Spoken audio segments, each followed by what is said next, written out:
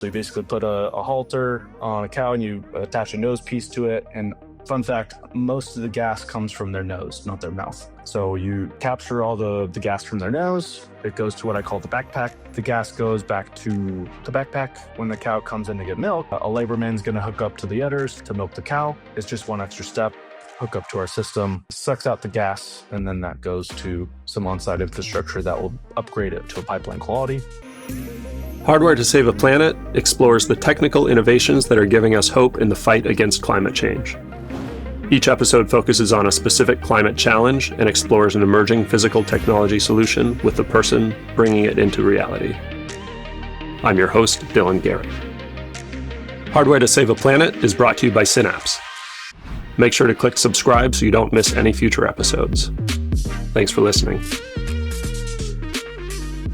Hello and welcome to Hardware to Save a Planet. I'm very excited to be here with Griffin Cherry today, the founder and CEO of Planet.Tech, joining us actually from the San Francisco area, but normally based in Austin, Texas. Griffin and his team are tackling methane emissions from cow burps. I've heard about methane capture through dairy digesters, which capture the emissions from large manure ponds. I also did an episode with Josh Silverman from Windfall Bio a while back, who was reducing methane emissions from manure. But I just learned in prepping for this episode that cow burps account for something like 90% of all methane emissions from cattle. And like we've talked about, methane is 80 times more powerful at trapping heat than CO2 over a 20-year period. Griffin, you'll have to check me on all of this, but this is my best understanding now. So what I'm really curious about, though, is how you're doing this. I hope we get into that a bit. Just to introduce Griffin quickly, he took what sounds like a really fun path to climate tech, including sailing, culinary school, and roofing sales before founding Planet.Tech. So I'm excited to hear a bit about that journey too. Griffin, thanks a lot for joining. It's great to have you. I am so excited to be here. This is one of my favorite climate podcasts, and now I'm on it. So this is great. Awesome. So I really want to get your origin story. Your LinkedIn profile says at 14, you read a quote from Dan Brown that said, "Nothing is impossible. The impossible just takes longer." I thought that would be, and it sounds like that was sort of a pivotal moment for you. I thought maybe we could start there and just kind of hear about your journey. Yeah, my journey is definitely an atypical, and when VCs are like, "Oh yeah, we like to invest in founders that have like founders that would not typically be founders," I'm like, "Oh yeah, that's my investor right there." Because perfect. Yeah, I've never been to college. My highest education is culinary school. But the start to finish story on the short basis is I started working at 16 as a mechanic, and realized that was kind of a dead end job. So I got into building airplanes. My dad worked at Boeing, and so I was like, "Hey, let's try that." COVID happened and Boeing was hemorrhaging money. So like, "Hey, let's lay off 7,000 people." I was one of those people. At the time, I was watching videos on sailing and specifically people sailing around the world. And I was like, that sounds like such a fun life. Let's do that. So I moved to Hawaii, took a one-way trip, and started immersing myself in the boat culture because I realized, hey, if I'm going to sail around the world, and even if there's other people on the boat, like if the mast snaps in half, I don't want to die. So let's figure out how to not die in the middle of the ocean, right? So I dove in and created an environment that spurred information in boating. So I did 4 things at once. I built my own small business doing boat repair and cleaning. I built and repaired sails for sailboats. I earned captain hours working on a booze cruise where I also started a photography program. So I was basically like, how do I absorb as much information about boating as possible while also building up the coffers to actually go sail around the world? Now, the missing piece from that and why I'm not on a boat in the middle of the ocean right now is because it's really hard to make money in Hawaii. So my brother called me up. He's like, "Hey, you're miserable. You're working way too much. You're not making any money. You should move to Austin." And this was 2021, peak migration to Austin, where it was like, Austin's the coolest place to be, right? So I moved to Austin and got into restaurants out of necessity. I didn't have any money at all. I didn't have a car, nothing. So I just walked next door and started washing crawfish, like 300 pounds of crawfish a day, at a crawfish place, and fell in love with restaurants. I got into the front of house, started as a host and then a server. Quickly realized I'm really good at selling stuff. Like I was number one or number two in sales always at every restaurant I worked at. And I said, okay, I have always wanted to start a business. Let's try restaurants. So I went to culinary school to de-risk that. Realized restaurants don't make money, and I wasted a bunch of money on student loans that I didn't need to figure that out. And said, okay, wow, sales. I'm good at the selling thing. Let's try that out. So I got into door-to-door sales, started with solar, and then got into roofing and quickly rose to the top 2% of the nation for door-to-door roofing sales. And then I started my company. So that's the origin story. And then roofing to Cow Burps. It was technically roofing at first when I started the company, but then we pivoted to Cow Burps, yes. Oh, that's a good pivot. Tell me about that. Yeah, so 25% of most landfills are made of roofing shingles, especially in the South, where we do our roof every 2 years because of hailstorms, right? And I was like, that's ridiculous. They're actually recyclable. We know how to recycle them. And I realized, well, we first figured out that we can put asphalt roofing aggregate, so asphalt shingles, into roads, and then they all started cracking. They're like, oh crap! So we can only do 1 to 3% of that shingle in roads. Now there's way more roofs being done than roads being built, and so it's a market problem. There's not enough demand for the end supply, and I was like, you don't solve a market problem with 50K, so let's try something else. And then I saw a notification pop up on my phone that said cows are the cause of climate change. And I was like, holy crap. Like that's the same exact story that I heard when I was in elementary school 13 years ago. Why is it the same story? Why is the problem still here? What's going on here? I then did 700 hours of research over the course of 3 months and realized like this is the largest untapped source of clean fuel feedstocks on the planet, and nobody's capturing it. And so now we're the only company on the planet that captures enteric emissions. Okay. I want to get into that. I'm curious. It seems like you have such a strong kind of entrepreneurial drive. Do you have a feel for where that comes from? Is it, you said your dad worked for Boeing, I think, is it in your family, or where does that come from? So I'd say it maybe skipped a generation. In terms of like my grandfather, he was the co-founder or one of the really high up execs at CPCSD, which is one of the largest cotton producers in the world. If my dad did not leave the Central Valley, California, I would have been an 8th generation farmer, which I didn't know until like 8 months into my agriculture climate journey, which was like, the land called me back. I'm back in the valley. It's crazy. It's in your genes. Yeah, exactly. So I've actually asked myself this question a lot. I think it goes back to chronically growing up, watching Shark Tank and other entrepreneurial driven shows, and knowing the outcome of the pitch or knowing the outcome of whatever that story was before even we were even 10 minutes into whatever the pitch or the show was. And I was like, why do I know this? Like, why am I good at this? And going through, it was really roofing that unlocked this, holy crap, I'm really good at business. Because as a server or as a normal W-2 kind of low-level employee and all the other jobs I had, you don't really get to touch the business side too much. But once I was the top person in the roofing company I worked at, I was like seeing how things could be improved, how we could be more effective, and actually implemented a lot of systems and ideas that I had that improved the company. And I was like,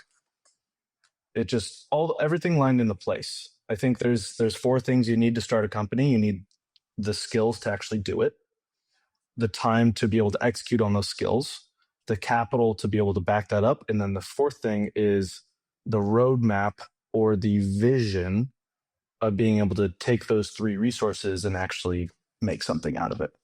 And so the beginning of 2025 was the first time I had all 4 of those at once. I had the skills and the time for a long time, but I didn't have the capital or the vision. And that was unlocked. Yeah. And I would add like I don't know, there's something less tangible like the spirit or the risk appetite or something like this, right? I slightly disagree.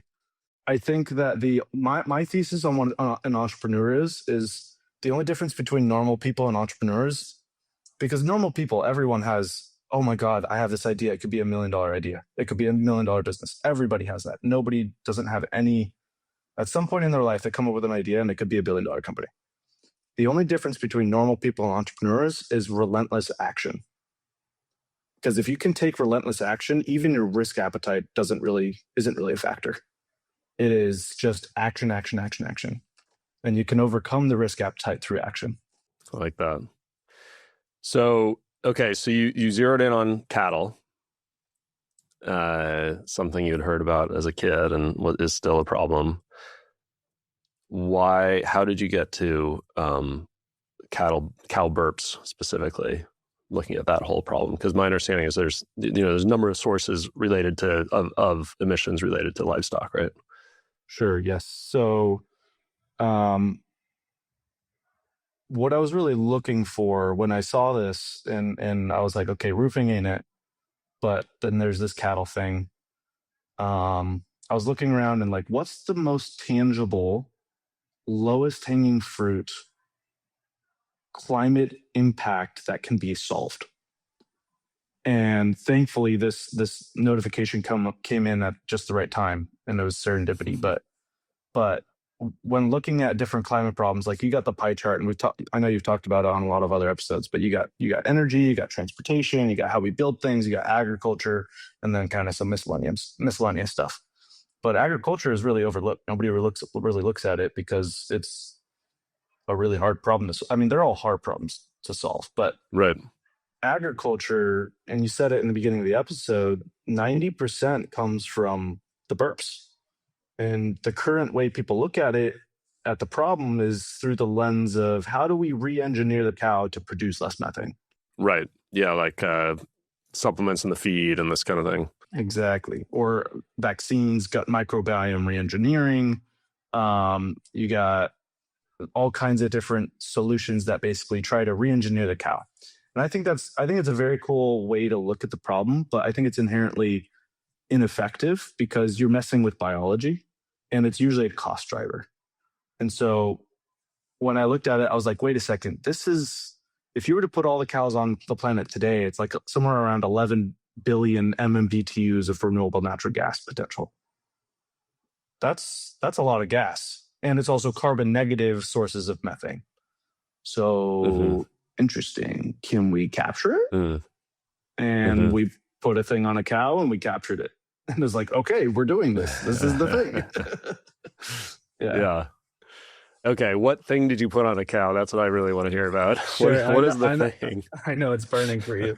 So we have a two-part system, right? We got the on-cow device, and then we also have some infrastructure on the farm that purifies the gas. On the on-cow device, you have what we call a nose piece. So you basically put a halter on a cow and you attach a nose piece to it. And fun fact, most of the gas comes from their nose, not their mouth.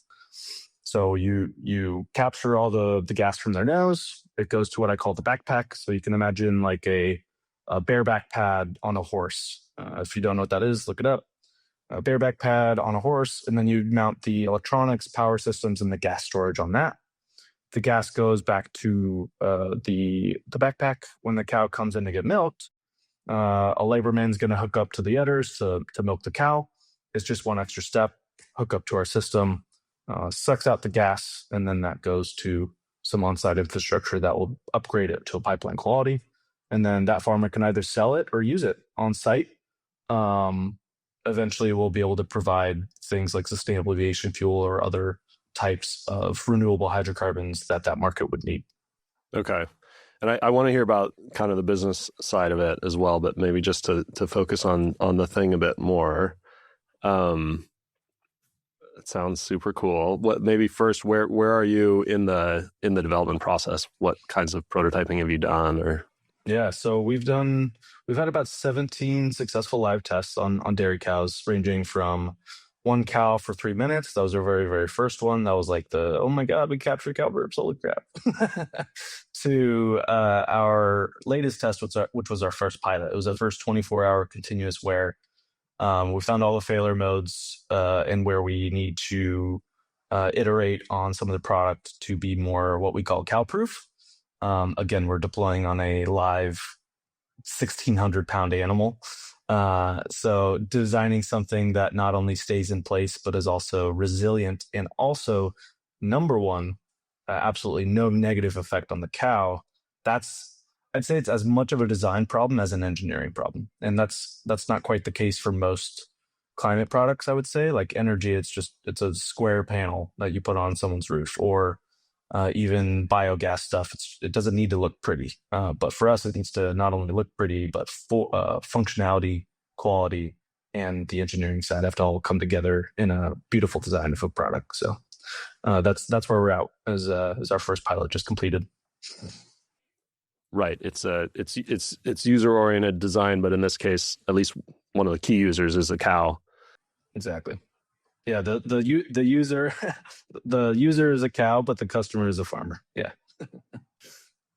So what does it mean? What are some of the big challenges of designing for a cow? What putting electronics on a cow in this environment there, and maybe just so I'm centered in the right thinking, is this primarily, or should I be thinking kind of big industrial feedlot operations, or cows out grazing in grass, or what's the mental image here? It's a great question. We operate on both. And the reason why it is a wearable is because only 14% of global operations are intensive or concentrated operations, where they're like in a factory farm. And so we looked at this problem and said, well, if we want to actually tackle 14% of global emissions on a 20-year time period, that is only cow burps, then it needs to be a global product. And so we can't do it inside the barn, which also is not very effective. We need to do this on every single cow. So it needs to fit on every single cow. I forgot the first part of your question. I wanted to understand, what kind of environment? So it sounds like it's cows out kind of grazing in the open, or maybe not grazing, but out in open air. Yeah, it's both intensive and grazing. So we can Right. deploy on both farms that are 40,000 cows in a 2 square mile area, and also a couple hundred cows on thousands and thousands of acres. The only kind of limiting factor right now is dairy. So they come in twice a day predictably to get milked. That's when we have the window of opportunity to extract the gas that we've collected. Yeah. Otherwise, there wouldn't be a regular opportunity to offload the gas. Yeah, beef is definitely on the horizon. It's just a very, very it's going to be a lot more high tech, and it's a lot harder. So we're going with the lowest hanging fruit, which is dairy. So yeah, in the U.S. alone, there's about 9.4 million dairy cows out of 94 million. So about 10% is in the U.S. is dairy. Yeah. Okay, a good place to start. And the other part of the question was, what are some of the challenges of designing for a cow in those environments? You're outside, you've got cows bumping into each other. What are we thinking about from a sort of a design and engineering challenges standpoint? Exactly. So there's been wearables on cows since 2000. So it's not a new technology in terms of a wearable on a cow. What is new territory is the form factor. So we have two parts. We have a halter and the backpack. Bumping into each other, the parts of the device have to stay high up on the back so that they don't interfere with bumping in other cows. It also has to be in a place where when the cow mounts on another one, they're not crushing the device, or if it does hit that it's rugged enough to not break, right? And then on the form factor, the nose piece, it needs to be what I call sleek and sexy, where because of its design and its form factor around their face, it's not going to get torn off. It's not going to get in the way of the cow. It actually moves out of the way when they want to eat and drink. So we don't interfere with that. But methane is an incredibly dispersive gas. And so something we learned real quick is like, okay, this can't just be like a dune mask where it's I think it's called a capillary or cannula, where it's just stuck in their nose because all the gas. It's only capturing part of the airflow. Yeah, when they breathe out, it's like really forceful, and so it would just go around the cannula. So it has to be more of like an actual nose piece than just something we stick in their nose. Hmm. I know way more about cows than I wish I knew. Yeah, what has that process been like? Are you working closely with ranchers? Do you have a cow? How are you making this happen? not, not yet. We don't. We joke all the time of like, okay, at what round can we have an office and then have like something in the back of the office in the parking lot or something where we lay down some hay and we have a cow. But no, we will at some point. But no, we have a farm partner that we've been working closely with for about a year now, who lights up every time we come around because he's like, all right, let's see if this one works better. And so yeah, so we have access to a small farm that is very collaborative with us, and we're on the farm. I was just at the Animal AgTech Innovation Summit in Fort Worth recently. There was a panel that said, "Hey, if you ask AgTech founders, if they've been on the farm or been with producers in the last year, it's something like 70% would say they haven't." I love saying that I go to the farm at least once a month. I'm there on the farm, getting knee deep in shit, like cow shit. But no, it's a fun process iterating on a live animal and seeing, okay, this specific strap material that we used versus this other one is actually a little bit more aggressive. So let's go back to the other one and then integrate that in our new designs. And the hardware process of iterating on a 1,600-pound animal is just so fun. So that's a lot of the challenge of keeping the hardware alive. What about keeping the cow well and functioning and not impeding with their kind of day to day? I guess you talked about how it moves out of the way if they're eating and drinking. Are there other downsides of, I don't know, impeding the breath out of their nose or putting extra weight on their back or anything like that you have to think about? Weight, not so much. No, they are sturdy animals. I won't talk too much on like the weight we're shooting for, but it's definitely not impeding them. In terms of how the cow behaves and behavior changes, my co-founder is really, really good at metaphors, and he very quickly was like, cows are a lot like 3-year-olds, right? A 3-year-old, you want to put a t-shirt on them, they're going to be like, no, I don't put a t-shirt on me. And then once it's on them, they're like, all right, let's go eat and play. Cows are exactly the same way. So they're about 5 minutes or so, they're like, what is this thing? And they're like, all right, cool, where's my food, where's my friends? So behaviorally they don't change much at all. What we're really excited to see is really deep data in our next pilot with our academic partners, showing qualitatively what are the negative effects that we see now that we can iterate through design, so that we can certify when we go to market with our farmers and also the general public, hey, there's absolutely no negative effect on the cow. If anything, there's a positive effect. And we have quite a few different ideas of how can we create a positive experience for the cow, because most of these cows that we're going to be Say more about that. So I can say one idea. I won't go to, because there's a bunch of ideas. Okay. But one idea is like the tactile feelers in the halter that like massage their face.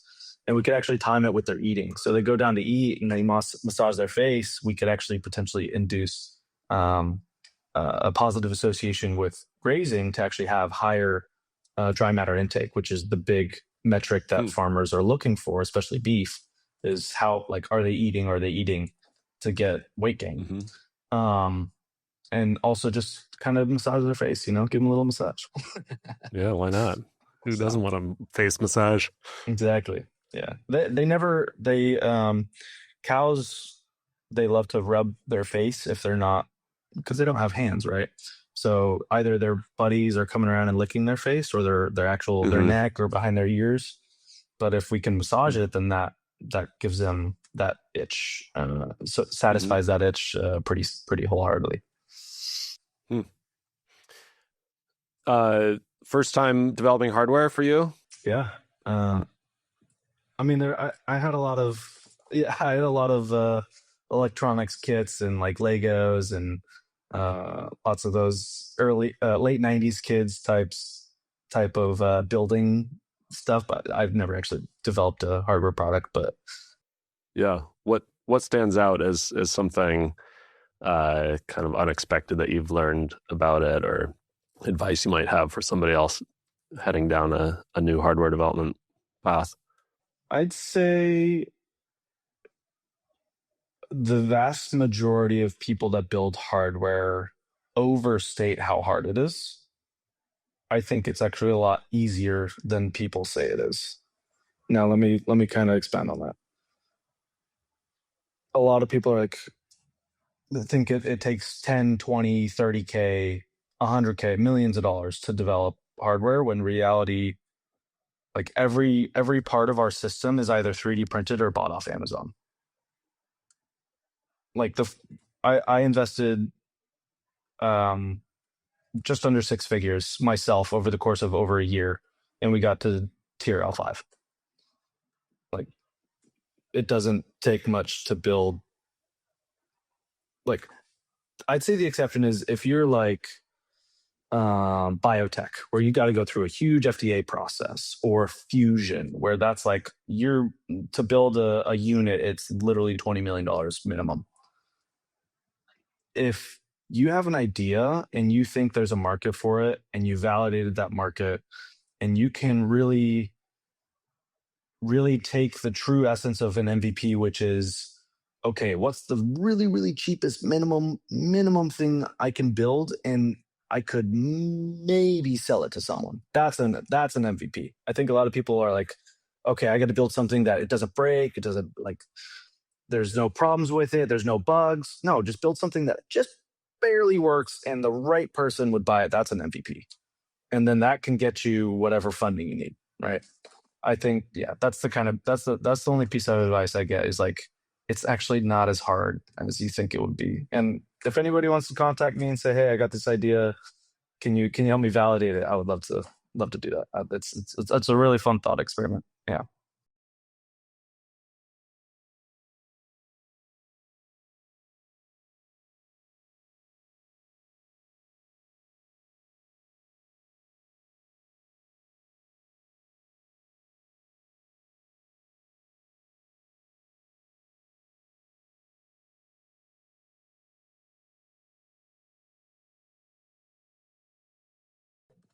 It's like, okay, we need a proper budget now.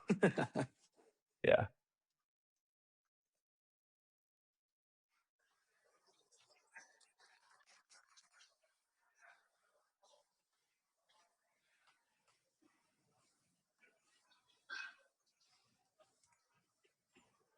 Yeah. So the big value prop to the farmer, and I should actually touch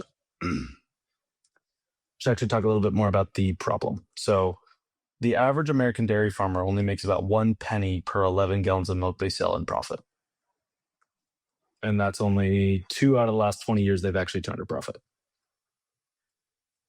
So they are chronically unprofitable. They do not make money, and they are hurting, and their children don't want to keep going on the business because they see how hard the parents are working, and it's just not, it doesn't work, right? So when I went and spoke to farmers and said, hey, if I could give you $600 in new revenue per cow each year, would you want this? 85% of them signed an LOI on the spot. So they see anything that can materially change their economics. And I've posited this thesis to some of the largest names in agriculture, that dairy is dead. The future of dairy is just energy farms that happen to produce milk. And that is why we have a energy developer that signed an MOU that's like, okay, if you can get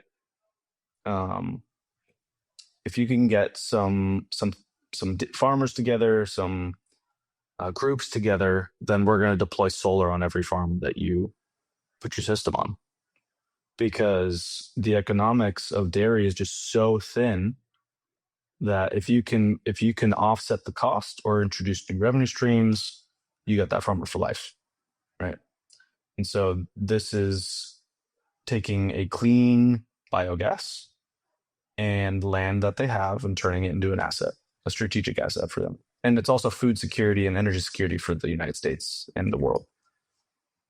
So business model is direct to the farmer. When the let's say a farmer wants to go buy a tractor, they'll probably get some sort of grant or some sort of incentive, and then some ag lending to go pay for that. We qualify for all those, and then they get it and reap the 100% of the economic benefits of that device. And then once we can bring our costs down as fast as we can, we will offer the entire thing at no cost to the farmer, and revenue share on the gas sales.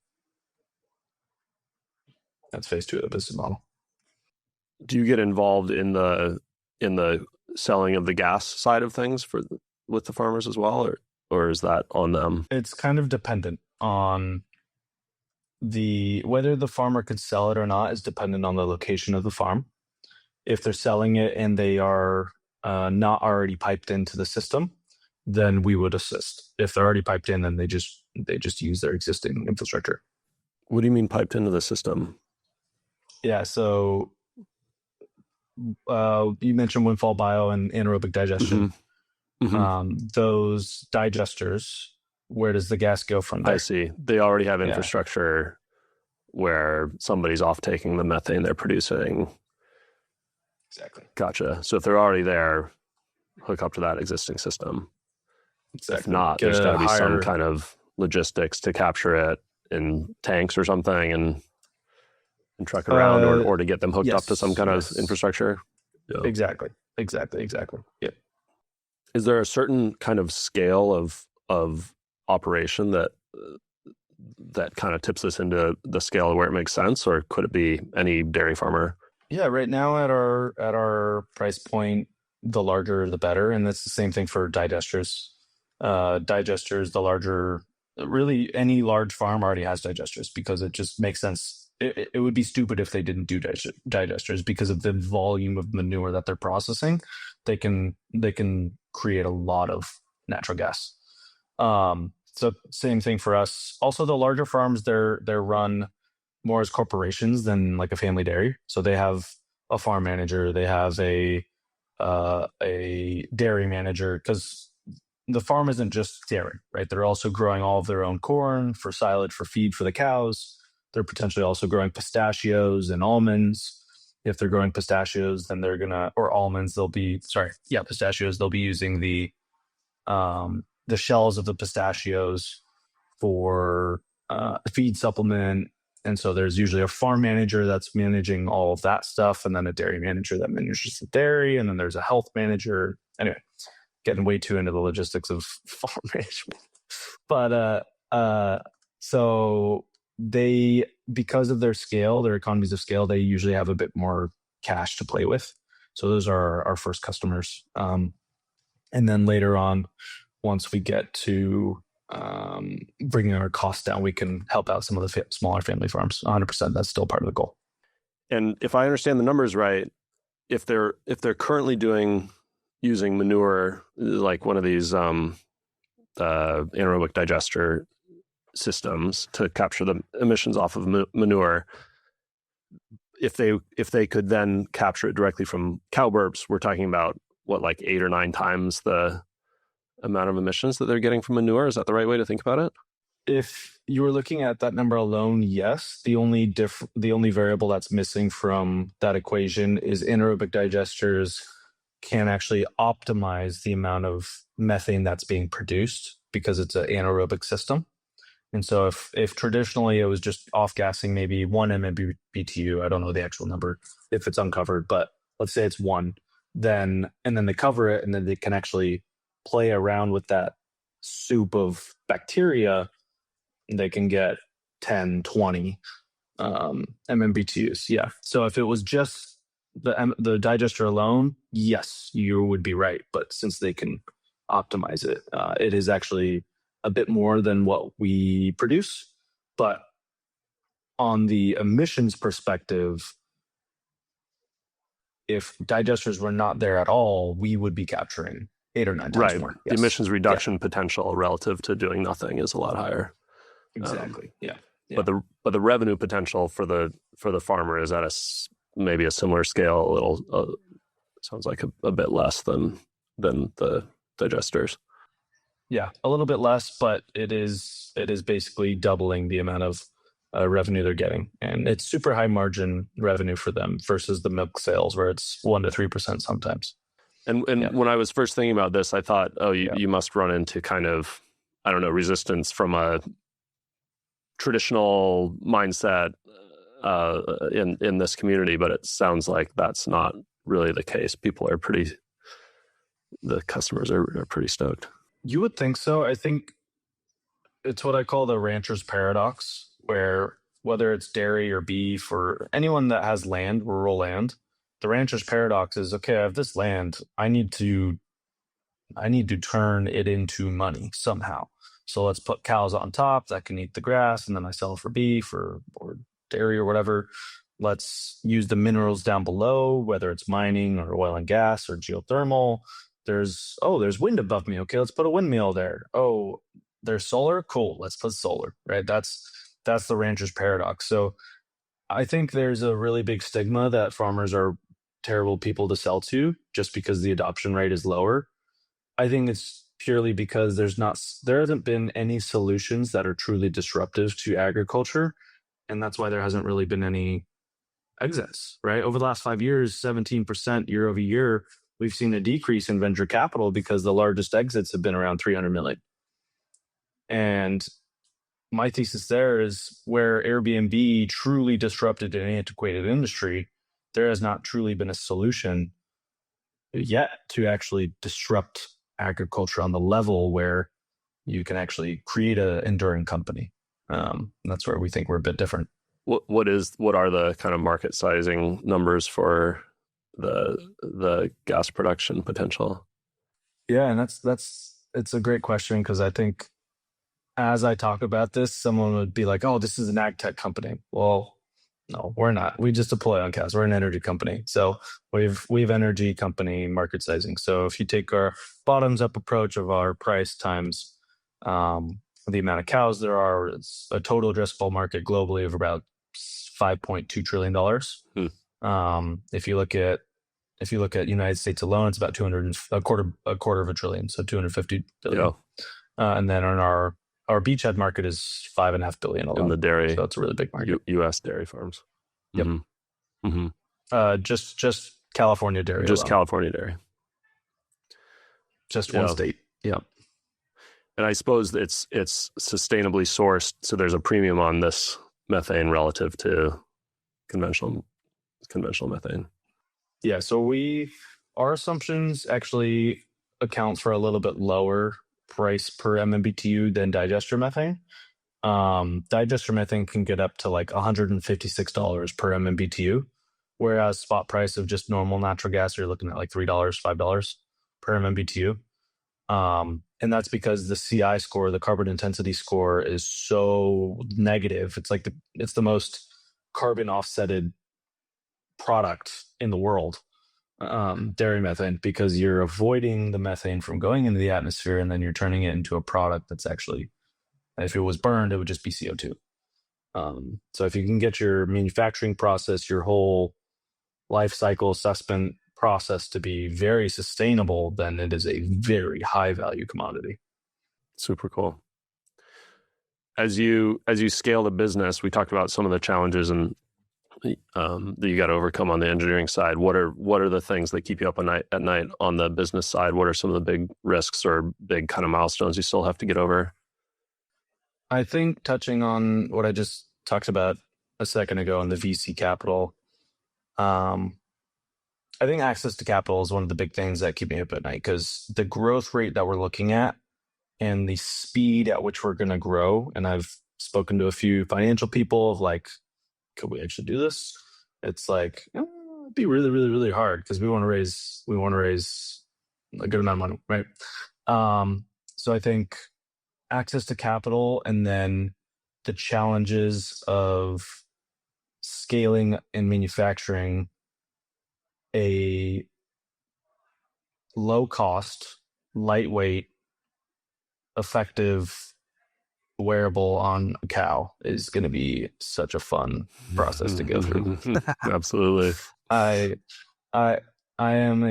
call myself a problem engineer, and all of the problems that are going to come up from that is like I don't it doesn't really keep me up at night, but it's very, very, very exciting to think about. Like, oh, okay, well, how can we do this? Wait, sorry. Anyway, yeah, What does a problem it's fun. engineer? Do you create problems?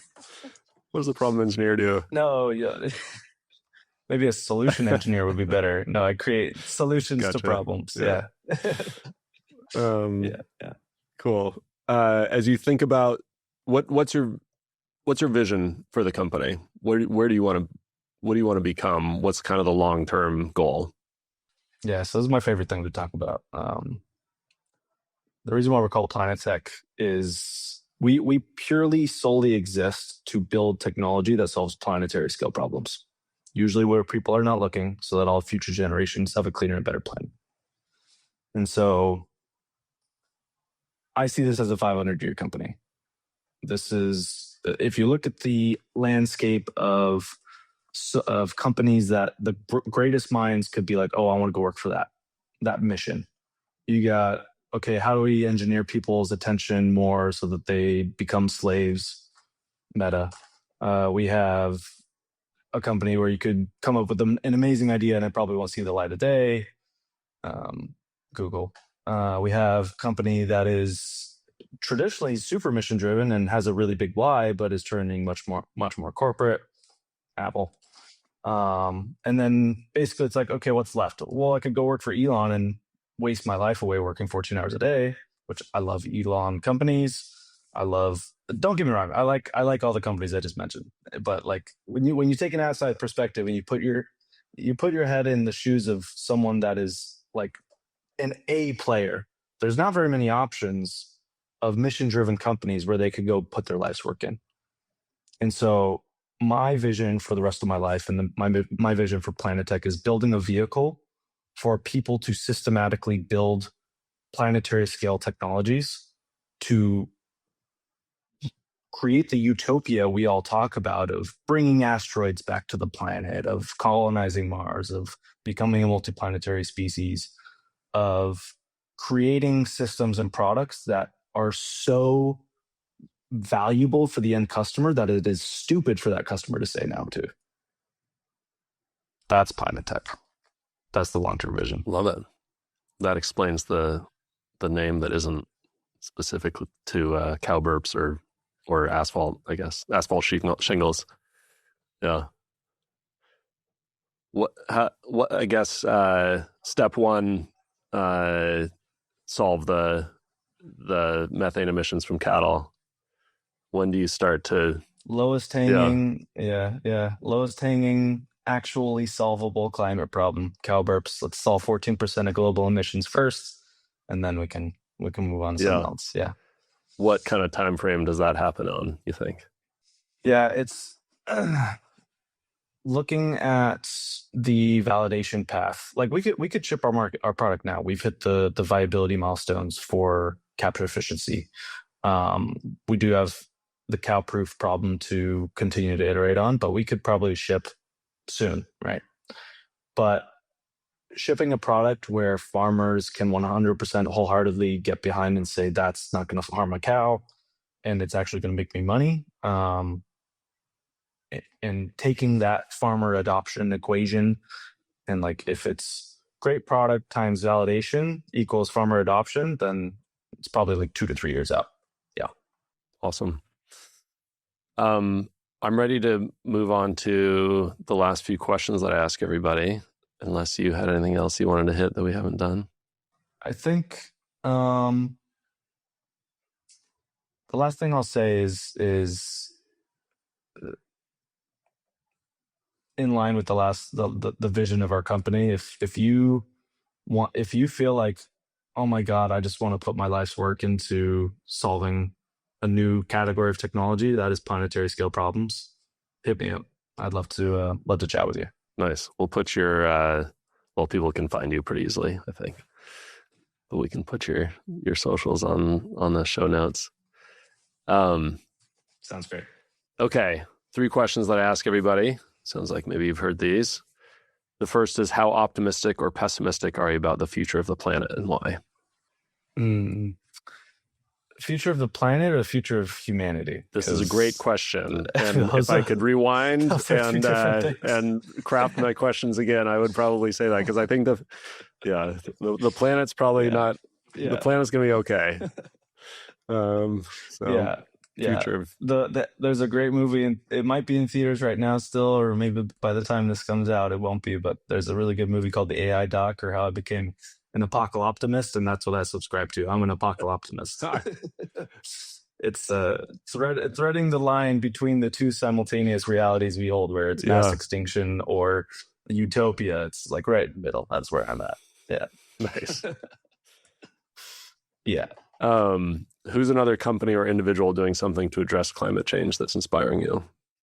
Yeah, one of my buddies, his name's Chris Saunders. He's the founder of Power 48. He has built the world's first module, a battery module that can charge in 10 minutes, 0 to 100% in 10 minutes. And I think it's at kind of like EV scale, or Yep. Interesting. Yeah. Okay. So he cool.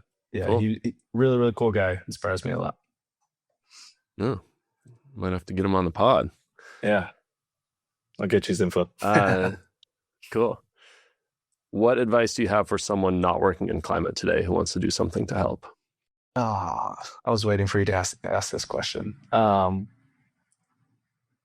think I'm a perfect example of like, you don't have to have gone to school for environmental sciences or mechanical engineering or really anything at all.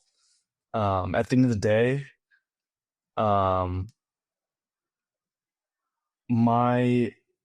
the reason why I started this company specifically is because I truly believe it is Gen Z's moral obligation to pick up the proverbial climate can that my parents and my parents' parents have been kicking down the road and just actually, for lack of a better term, unfuck our planet, right? It is our moral imperative because we're the last chance. We're the last line of defense. Gen Z is the last generation to have a planet for us to theoretically thrive on, unless we take relentless action. And so if you think about, like, if you're listening to this episode right now and you're like, hey, I like climate, it sounds interesting, I have no idea where to start. Just listen to the rest of the episodes in this show and you'll find a place. Yeah. Awesome. Well, yeah, like you said, you've set a really good example of that. Cool. Griffin, this was super fun. I've learned a lot, and I'm very excited to see cows out in the world with your tech on them. Thanks for everything you're doing. Thanks for your time. 100%. Thank you so much, Dylan, for having me on the show. Hardware to Save a Planet is brought to you by Synapse. To find out more about us and how we develop hardware solutions for the world's most ambitious companies, head to synapse.com. And then make sure to search for Hardware to Save a Planet in Apple Podcasts, Spotify, or anywhere you like to listen. Make sure to click subscribe so you don't miss any future episodes. On behalf of the team here at Synapse, thanks for listening.